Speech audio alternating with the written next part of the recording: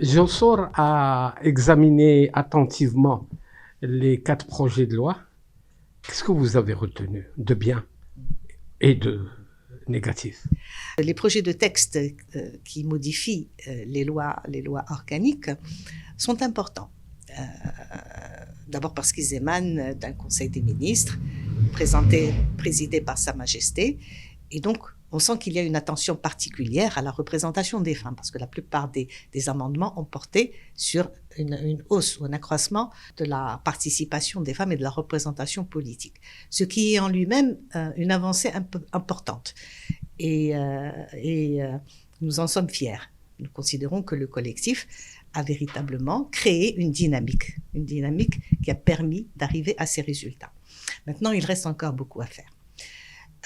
Notre logique dans le collectif, c'est que si nous voulons véritablement que cette étape des élections soit une étape importante et décisive pour la suite, pour le déploiement de la parité, mais aussi de la démocratie, il faudrait qu'on arrive au tiers dans toutes les institutions élues et au tiers dans toutes les instances et les structures.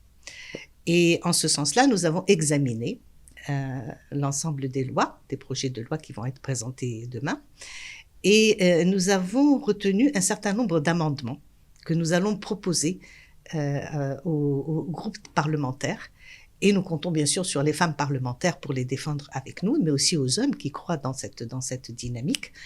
Et ces amendements concernent d'abord la Chambre des représentants, parce que les listes régionales qui sont mises en place sont des listes où on passe de 60, bien sûr la liste passe de 60 à 90, mais aujourd'hui nous sommes déjà à 81 femmes présentes au sein de l'enceinte de la Chambre des représentants.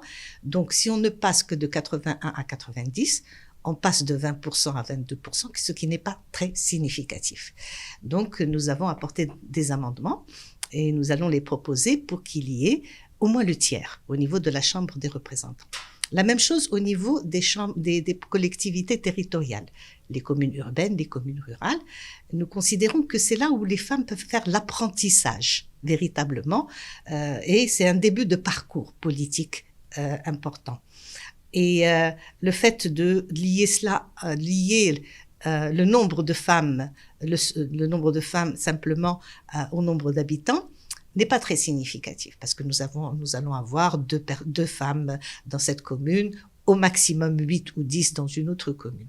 Nous proposons qu'il y ait le tiers, parce que c'est ce qui permettrait véritablement au Maroc de faire appel à tout son potentiel régional et local pour pouvoir avancer. L'autre aspect qui nous semble intéressant, c'est la loi organique sur les partis politiques. Ils sont les premiers concernés par la parité. Et donc, il faudrait qu'ils tracent le chemin pour faire la parité en annonçant le tiers dès maintenant dans leurs instances, aussi bien au niveau national que local. Est-ce que comment vous allez introduire ces amendements? Par le biais d'un mémorandum au ministre de l'Intérieur, au président de la Chambre des représentants? Comment vous allez procéder? Le mémorandum, nous allons l'envoyer demain à tous les groupes parlementaires, aussi bien au niveau de la Chambre des représentants que de la Chambre des conseillers. Et j'ai oublié de dire qu'au niveau de la Chambre des conseillers également, il fallait qu'on arrive au tiers à travers les grands corps électoraux. Nous avions déjà pris contact avec les présidents de groupes parlementaires. Nous avions déjà discuté avec eux.